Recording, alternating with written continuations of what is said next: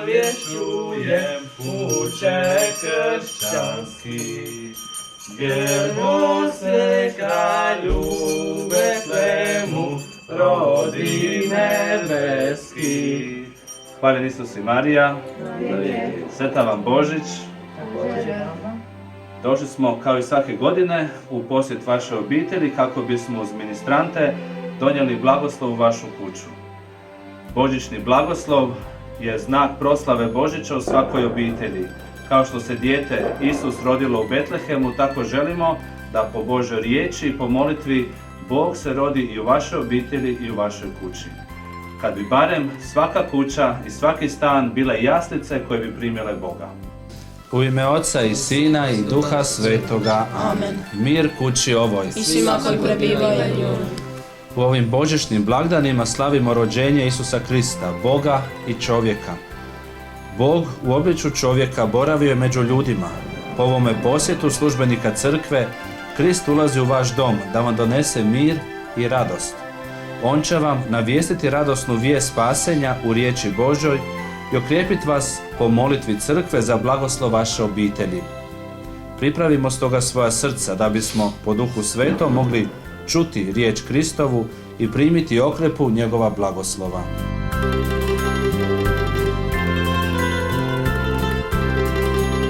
Crkva preporuča župnicima da jedanput godišnje obiđu svoje vjernike, da ih posjete u njihovim domovima i upoznaju njihov način života i potrebe. Župnici koriste upravo vrijeme Božića simbolički, jer sam Bog je postao čovjekom, ušao u jednu ljudsku obitelj Josipa i Marija, jednu ljudsku zajednicu, jedan narod. Zato svećenici u to vrijeme oko Božića obilaze obitelji kako bi po molitvi, po Božoj riječi koja se tada obično pročita, i sam Bog ušao u tu obitelj. Kako dočekati svećenika u obitelji? Preporuka obiteljima. Pa kao prvo važno je da naše srce bude raspoloženo. To znači da se ispovjedimo, da budemo radosni, pjevamo božićne pjesme i tim svojim raspoloženjem, time svećenik već osjeti da je ovdje Duh Božji. To je prvo što je potrebno. Drugo, dočekati simbolički sa predmetima koji su vezani uz blagoslov, dakle blagoslovljena voda, Sveto pismo i križ kao najosnovnije stvari koje koristimo kod blagoslova i svijeća kao znak vjere koju primamo od Krista. Evo, što se zapravo blagoslivlja? Obitelj ili prostor i pitanje? Neki vjernici postavljaju ta pitanja. Pa blagoslov znači zazvati Božje ime nad osobe i predmete koje želimo posvetiti i koje ljudi koriste. Kao prvo, ovo je posjet župnika obitelji, stoga je to obiteljski blagoslov, odnosno blagoslov obitelji.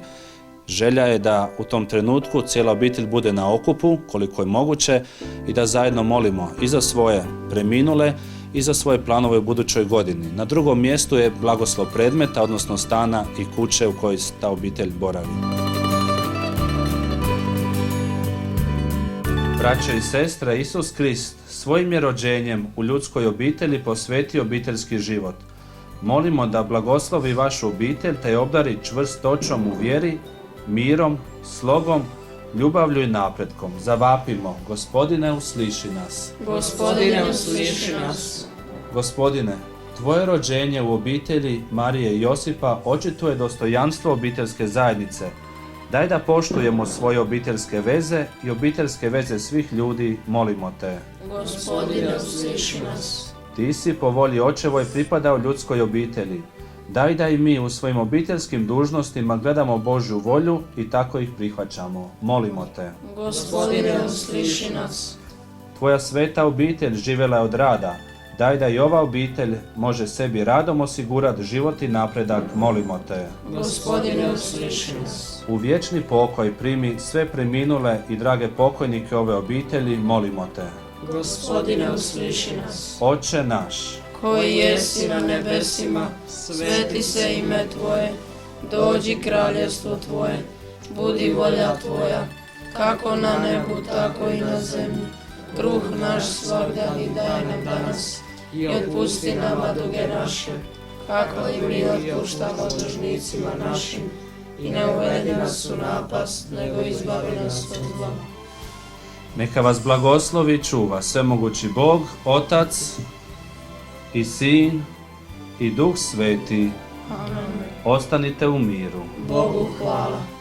Božić nama kao obitelji jako puno znači. Prije svega, kao katolici mi znamo da imamo i puno možda većih ili važnijih blagdana nego što je Božić, ali Božić je nekako pravi obiteljski blagdan gdje se čitava obitelj okuplja, gdje se posjećuju rodbina, pa i prijatelji. Pod Božićem ne smatram samo onaj dio kad je baš 25.12. kad je Isusov rođendan, nego zapravo čitavo i ono predbožićno razdoblje, adventsko razdoblje kada se pripremamo za Božić i na jednom, rekli bi, ljudskom planu i na jednom duhovnom planu.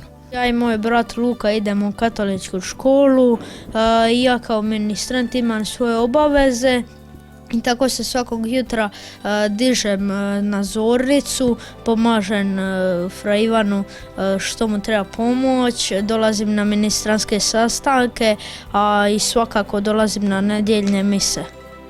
U školi, pošto je to katolička škola, njima je skoro pa najviše stalo, pripremamo priredbe, radimo za sajam i taj novac dajemo Caritasu. Mi smo tradicionalni što se svega tiče, a gajimo još jednu staru tradiciju paljenja badnjaka.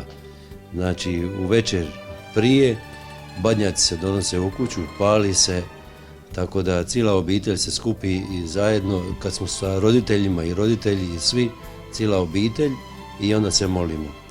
Badnjak je dan kada moja obitelj kiti bor, znači zajedno se okupimo, pomolimo se i nakon toga slažemo jaslice, pomolimo se ponovo ispred jaslica.